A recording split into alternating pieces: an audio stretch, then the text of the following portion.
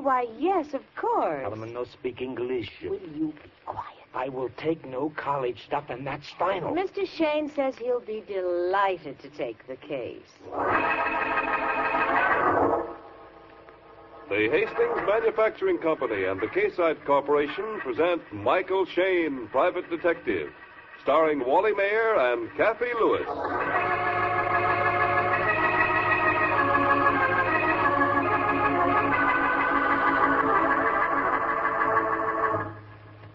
A detective without a murder case is like flapjacks without syrup. Yet that is just the predicament of our friend Michael Shayne. In fact, things are so dull that we find Michael and his blonde assistant Phyllis Knight not at the office, not at police headquarters, not at the morgue, but squirming uncomfortably in the seat of higher learning. In other words, the office of the president of Huxley College. Professor Brill is explaining the situation to our friends. As I say, Mr. Shayne, I decided to ask for your help because Phyllis Knight graduated from Huxley and is now, as I understand it, your amanuensis. Oh, no, Professor. She's just my secretary. Amanuensis means secretary, my pet. Oh, excuse me. Yes, quite so. You see, Mr. Shayne, we don't want to take our problem to the town police. Unfavorable publicity, you know. But something must be done about it immediately. It's affecting the morale of our girls. The girls? I thought this place was co-educational. It is, Mr. Shayne. But our feminine students seem to be more affected by it. Oh, a bad rash of Frank Sinatra? Oh, no. That is no more than usual. You'll understand after talking with the victims. I have two of them waiting now in the outer office. Just a moment, please. Oh, Miss Brown, will you step in here? Yes, Professor. Very good. Just step right in here, Miss Brown. This is Mr. Shayne, Miss Brown. How do you do? Hello. And Miss Knight. And Mr. Shayne's associate and one of our former alumni. How do you do, Miss Brown? I should explain, Miss Brown, that Mr. Shayne is a private investigator whom we have employed to solve the embarrassments which have been occurring here recently. Now, if you'll just repeat your story. Well, if you say so, Professor Brill. It's a little embarrassing. Oh, well, go right ahead, Miss Brown. Oh, well, it happened last Monday night. I was in my room in the sorority getting ready for bed. And I was getting into bed when I heard a sound like somebody giggling. An echo, maybe? Oh, no, sir. More like a mad laugh. It came from the window. It was open, but there was a screen. Somebody was trying to pry it off. And then? I screamed. That's the usual procedure, I believe. Go on, Miss Brown. Well, he ran away. That's all. Do I understand, Professor Brill, that you brought us all the way down here just because of some peeping Tom? No. You don't appreciate the situation, Mr. Shayne. In the past week, I've had at least a dozen complaints similar to Miss Brown's. Oh, my. It's gotten so our girls never know when they're safe. Well, I don't think that's peculiar to Huxley College, Professor. Oh, really? Oh. Oh, yes, I see. Well, Mr. Shayne, I think you should hear the newest turn of events. Miss Brown, will you ask Quincy Baldwin to step in here? It's all right if I leave, Professor? Oh, yes, of course, and thank you very much. Goodbye, Mr. Shayne. Miss Knight. Bye. Goodbye. Until last night, Mr. Shayne, none of the boys had been involved. But now, I'll let Quincy tell you about it. Oh, well, come right in, Quincy. Oh, thank you, sir. Tall, blonde, and rugged. Mr. Shayne, this is Quincy Baldwin, another of our students. Our most brilliant student, I might say. Oh, well, I'm glad to meet you. How do you do, sir? And Miss Knight. Charmed, Miss Knight. Thank you. Quincy, Mr. Shayne would like you to tell him your unfortunate experience of last night. Oh. Well, Mr. Shayne, about 10 o'clock last night, I was coming home from a lecture. And about a block from my fraternity, a masked man jumped out from behind a hedge and... Yes? Well, he conked me on the head. I see. Just a friendly gesture or some sort of college hazy? Hardly, sir. The man had a gun. Oh. Any way for you to recognize him again? Oh, no, sir. He got away. I should add, Mr. Shayne, that this individual has been sending anonymous notes to my office. He boasts of his activities and promises more serious things to come. Now, believe me, sir, if it isn't stopped soon, a mass hysteria will break out among the student body. I hope you catch him, sir. I'm willing to do anything I can to help. Yes, that's an idea, Quincy. Perhaps you should go along with Mr. Shayne. You can acquaint him with the campus and all our activities. Be glad to, sir. Well, for this afternoon, I'd like to work alone. If this peeping Tom performs only at night, well, suppose, Quincy, you meet us, say, about 9 or 9:30. Well, could you make it 10, sir? Hmm? I have to attend a lecture tonight, and it's on the kinetic principles and thermal diffusion. Really? I must try that sometime. Yes, yeah. Okay, make it 10 o'clock. Where will we meet? Well, at the clock tower. Meanwhile, maybe this afternoon Quincy can show me around. Huh? Bring me up to date on things. Oh, I'm sorry, Sugar. I'll want you. We've got to check those anonymous notes. You said you wanted to work alone. I've changed my mind, if you know what I mean.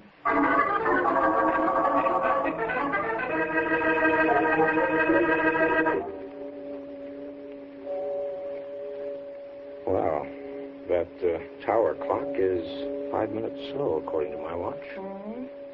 Our good-looking friend should be here now. Oh, good-looking bookend, if you ask me. Oh. Yeah. And since when do you go for blonde guys with curly hair? Will you look who's talking? You spent plenty of time wandering around the girls' gym this afternoon. Research, honey, research. It looks to me like this particular seat of learning has got quite a spread, baby. You know what I mean? I get it.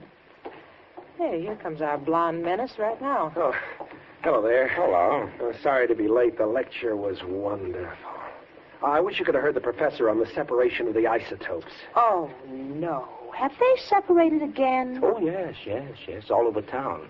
Mrs. Isotope couldn't stand his drinking. Oh, well, I know it was causing talk.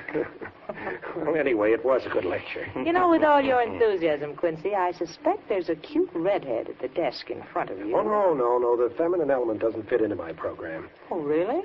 Look, I may seem a little over-enthusiastic, but you see, my father used to teach here at Huxley, psychology. So erudition is probably bred into the corpuscles, you might say. Well, guys have been shot for saying less. Well, suppose we get started, huh? The sorority houses are on Elm Street, aren't they? Yes, the street here to our right. Oh, I'm blamed if I know where we start. Just ambling down Sorority Row, waiting for some gal to yelp isn't my idea of an investigation. Have you checked on the notes this individual has been writing? Yeah, I did that this afternoon. The guy printed them with a pen. No dice. You know, this place hasn't changed a bit. Street's quiet as the grave at 10 o'clock. May I make a suggestion, Mr. Shayne? Yeah, shoot. Well, it might look better if you and Miss Knight were alone for a while. If you were to get in your car and park under a tree and, well, you follow my train of thought. Well, I think I caught the caboose, at least. In basic English, you mean smooching. You know, you're improving, Quincy. That's the first sane idea we've had. Please. Oh, Mr. Shayne. Wait a minute. Mr. Shayne. Isn't that Professor Brill? Yes, and running, too. Oh, Mr. Shayne, I thought I might miss you. Something terrible has happened. Just terrible. Yeah, what? At the sorority, one of the girls has been murdered.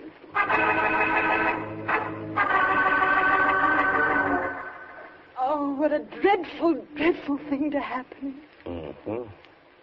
Dead about a half an hour. And a very neat job of strangling. What's that wound around her throat, Michael? Well, it looks like... Yeah, it is. The laces from a football. A football? Who found her? I did. You're one of the students living here? Yes. Jean Winters. I came to ask Agnes for my sewing kit. I forgot it when I moved out. You see, we lived together, and I couldn't stand it any longer. Oh? What was wrong? I'll tell you, Mr. Shayne. As house mother of this sorority, I owe a duty to my other girls. I made Jean move to another room before she and Agnes drove the rest of us insane. Please, Mrs. Fuller. They were fighting always. Yesterday I caught them in here pulling hair and smashing things. Oh, boy trouble, I'll bet. I told Agnes I went out with Gil only once. Is that why Agnes slammed the door in Gil's face this afternoon? I saw that myself. Hey, wait, hold it. Who's, Gil? Gil Packard, Mr. Shayne. He's our star halfback and my roommate. He was Agnes's boyfriend. Tight little corporation, this. Mrs. Fuller, during the past hour, did anybody hear any unusual sounds from this room? No, it's been very peaceful since yesterday. Oh. then the killer probably was somebody Agnes knew. That window over there, any way of reaching it from the outside? Well, there's a little porch. I suppose somebody could climb up it. But if you ask me, Mr. Shayne, I think you won't have to look outside this room for the murderer. If you're talking about me, Mrs. Fuller, I'll send you to my... Wait a minute. If you ladies don't mind, I'll run this circus. Michael, listen. Yeah, outside that window. I'll see if I can get a look at him. Stop where you are. Who is it, Michael? Oh, darn it, he got away. I just saw his back. But, Mr. Shayne, aren't you going after him? No, it's useless. He's got too much of a head start. Anyway, I got a hunch he's not the man we want. Dollars to donuts. It was the Peeping Tom. Maybe. Well, children, I think that's all here for the while. Oh, say, Quincy. Have you any idea where I might find Gil Packard at the moment? Well, surely. He has to be in his room by 9 o'clock every night. He's in training. Okay, then let's take off.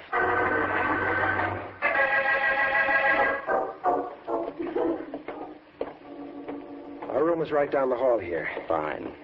I don't know your purpose, Mr. Shayne, but I can tell you Gil has nothing to do with this affair. I didn't say he had, Quincy. I'd just like to get a list of Agnes's possible enemies. I can't rely too much on Miss Jean Winters. You might also check on the spat between Gil and Agnes. This is our room. Oh, hello, Quincy. Gil, this is Mr. Shayne and Miss Knight. They want to see you about something... Just a social call, Mr. Packard. Oh, say, you got quite a scratch on your cheek there. It's bleeding. Yeah. I was just changing the bandage. I got it in a scrimmage. Oh, won't you have a chair, Miss? Night. Thank you. By the way, Mr. Packard, wasn't it rather risky to break training tonight? How did you... Oh, so Agnes blabbed again, did she? Told her what would happen if the coach found out. Thinks it's so funny to make a guy jump through hoops. No, it wasn't Agnes, Mr. Packard. I happen to recognize the plaid coat you're wearing.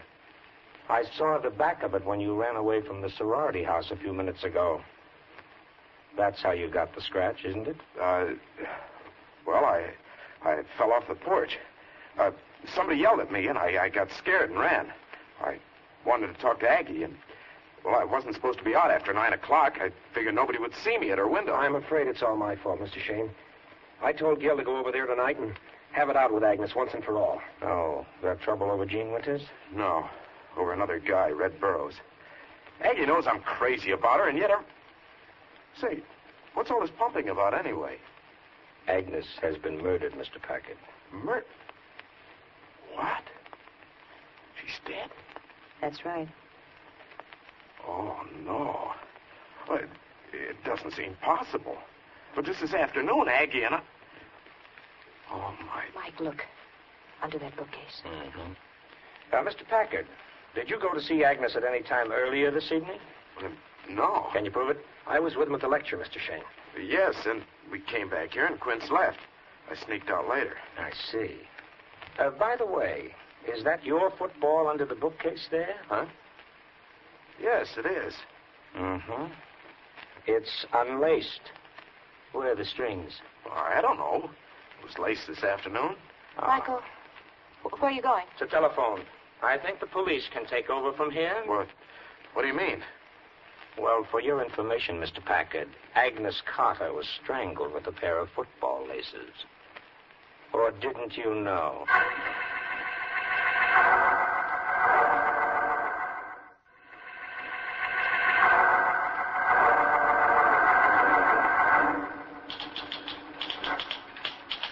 Well, good morning. Oh, good morning, Mr. Shayne. We'd like to see Professor Brill. Well, I think he's busy right now. He telephoned for us to come right over. Oh, then I'll tell him you're here. Just a moment, please. All right.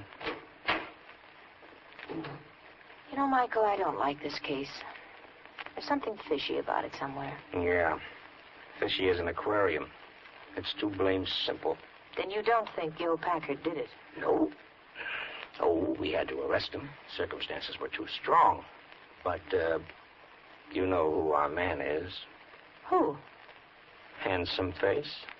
That Quincy bird. What? Shh, quiet. You can go right in. Oh, thanks. Come on, baby. Mr. Shayne, Miss Knight, I'm glad you could come. Quincy here's been pestering me for one solid half hour. Yes, Mr. Shayne, you've got to clear Gil. He didn't do it. You know who did? Well, no, but I'm sure Gil is innocent. Why, I've roomed with him for 2 terms now, the most popular boy on the campus.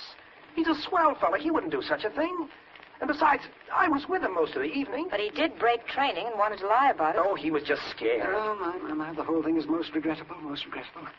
I anticipate a very unfavorable reaction among our regents and alumni.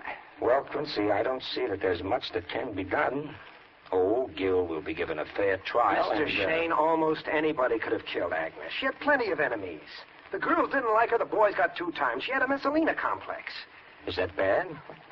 Psychological double talk, Michael. It means a lady wolf. Agnes went for one boy after another. The minute she knew he was in love with her, she'd throw him over to show her power. Gil was just another one. Any of those boys might kill her, or one of the girls. Jean Winters, for instance. Anybody might. Pardon me. Professor Brill, this special delivery letter just came. Oh, yes, thank you. Oh, you needn't wait. Yes, Professor Brill. Yes. Oh, excuse me while I see what this is. Yeah, sure. Well, if it's as you say, Quincy, everybody on the campus is in this. I think I'll let the local police handle it. Oh, my. This is frightful. What's wrong? Mr. Shayne, read this letter. Professor Brill, I told you couldn't stop me, even from murder. Nobody can outwit me, least of all that wolf-brained detective you've hired. You'll be hearing from me again. That's all. It's unsigned. Well... Now you'll believe me, Mr. Shayne. Gil is innocent. Maybe not. Gil could have mailed this letter before we arrested him to make it look like the work of your peeping Tom. Well, what do you propose to do now, Mr. Shayne? Go home, Professor. What? Yep. Yeah, I don't feel like playing blind man's buff any longer. Yeah, the local police can take over. But, Mr. Shayne... I'm sorry. I should remind you, Mr. Shayne, your fee was dependent upon catching this peeping Tom, who is now a murderer. That's okay, Professor. At least I can say I've been through a college. You coming, Phil? Oh, yes. Oh, by the way, Professor. Yes. Could you tell me who was the most popular girl on the campus? Let me see now. Oh, Claire Fisher won the last popularity contest. Why? Oh, nothing. Goodbye, gentlemen.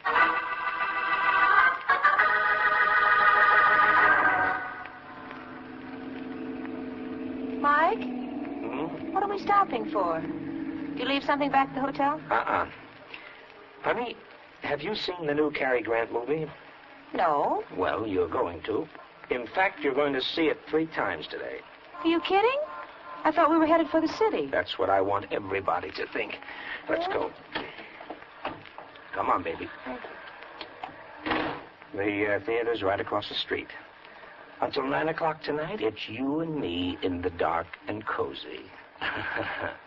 Pretty good, Pretty good. With Cary Grant.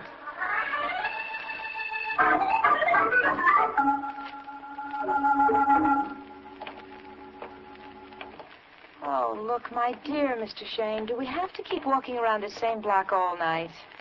Mike, let's stop a minute. I tell you, it's going to happen. I feel it in my bones. Oh, I still say nobody's going to pull 2 murders 2 nights running. Besides, I just can't see how you figure a nice boy like that Quincy could possibly... You wait, sugar, you wait. If I've guessed right, and I think I have, it's going to happen right across the street in that same sorority house. I see. You and the gent sat down over a cup of tea and decided it all, I suppose. Hey, isn't that Quincy coming along the sidewalk? And Miss Jean Winters. Carrying tennis rackets. Must have had a night game. Hello, Quincy. Oh, Mr. Shayne. I thought you'd left. Well, we were delayed. Just taking a last stroll around the place. Well, how are you tonight, Miss Winters? All right, thank you. Have a good game? Oh, all right. I don't like playing at night. She says she can't see the ball under the lights. I have enough trouble hitting it in the daylight. I know what you mean. I have the same trouble. Oh? Do you play, Miss Knight? Oh, I used to, a little. I don't get a chance very often now. Come on, Quince, let's go. Just a minute, Jean. Is there anything I can do, Mr. Shayne? No, thanks. We're just taking a last look at the campus. Listen, Quincy, if you're going to restring these rackets... All right. Well, goodbye, Mr. Shayne. Miss Knight. Goodbye. Good night. Good night.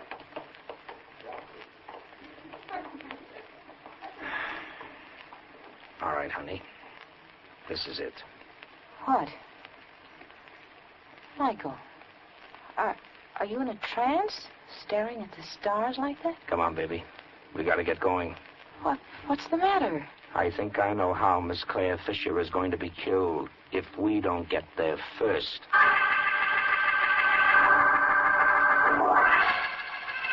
There. That's Claire's room, the lighted window, third to the right. On the ground floor? Yeah. May I ask, Mr. Shayne, how you knew which was her room? Or shouldn't I mention? More research, honey. I checked it before we left this afternoon. Now keep in the shadow of these bushes. We don't want anybody to spot us. How do you know Claire is going to be the one to be killed? Just a hunch, honey. Figuring it from his angle. Look, our light just went out. Okay. Now look. We've got to get across that stretch of lawn without being seen. If we muff this, it may be the end of Claire. You say when. All right. Now, aim for that big bush under the first window. Yeah. Then work along the building to her window. You all set? Yes. Okay, let's go.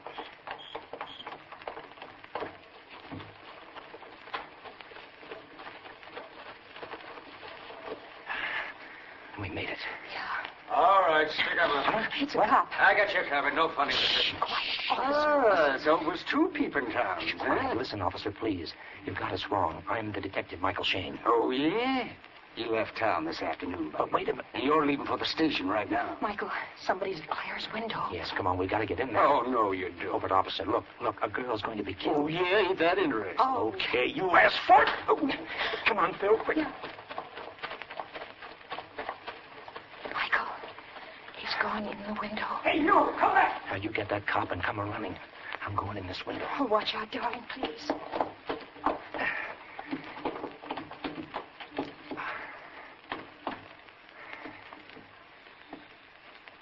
All right, Quincy. Up with the hands. It's dark in here, Mr. Shayne. You can't see me. But you'll feel me. Oh, why, you... Oh, you... No, you don't. No, you haven't got me yet, Mr. Shayne. Oh, that's what you... Here. Here's a sample of my Sunday punch. Oh. All right, come on, open the door.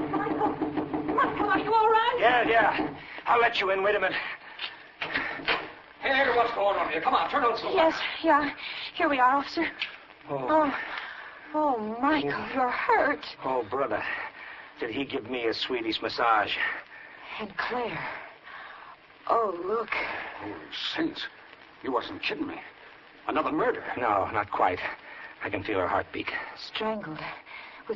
With what? Tennis strings, baby. Tennis strings. Well, officer, you'd better clamp the bracelets on Mr. Quincy Baldwin. Huxley's most brilliant student is coming too. Yeah, thanks to you, Mr. Shayne. I am the most brilliant student. The rest are sheep, fools. Seems to me you have a rather extreme way of proving the point. Girls didn't like me. I was too brilliant. The boys were jealous of my brains, even Gil. The peeping Tom. They reacted just as I wanted them to. I started it just as a game to watch the sheep react, an experiment in psychology. Experiment in murder, you mean? It was easy. And Gil was such a fish. I helped you, Mr. Shayne. I even risked my neck. There was the thrill of danger. But you didn't catch me, Mr. Shayne. You just blundered onto it, you stupid man. Well, hardly, Quincy. You see, you made a couple of slips. You were the only boy that the peeping Tom picked on. And then you were so helpful to us. You didn't come directly to meet us at the clock tower. You took a few minutes out to kill Agnes. Michael, how did you know you'd try to kill Claire tonight? His ego. You remember when I asked Professor Brill who was the most popular girl? Yes. Well, that was it. Gil, the most popular boy. Claire, the most popular girl. You couldn't resist that, Quincy. I still say you're stupid. Yeah? Well, it could be. But you'll be wearing the dunce cap, Quincy, when you sit in the gas chamber.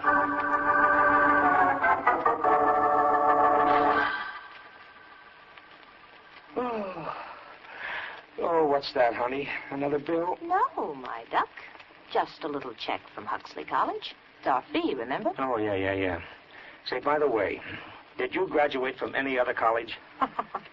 Of course not. Are you sure? Yes. Oh, well, that's good. Why? Well, colleges give me an inferiority complex. That stuff about thermal diffusion and kinetic, what do you call them? That's no place for a dick. Oh, well, it's all right, Michael. I like you just the way you are. Oh, you do, huh? Mm-hmm.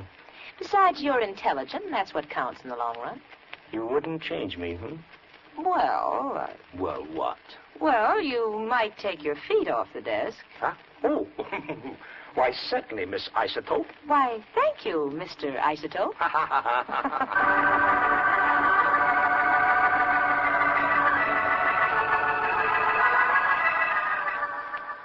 Michael Shayne, Private Detective, stars Wally Mayer and Kathy Lewis. This is the Mutual Broadcasting System.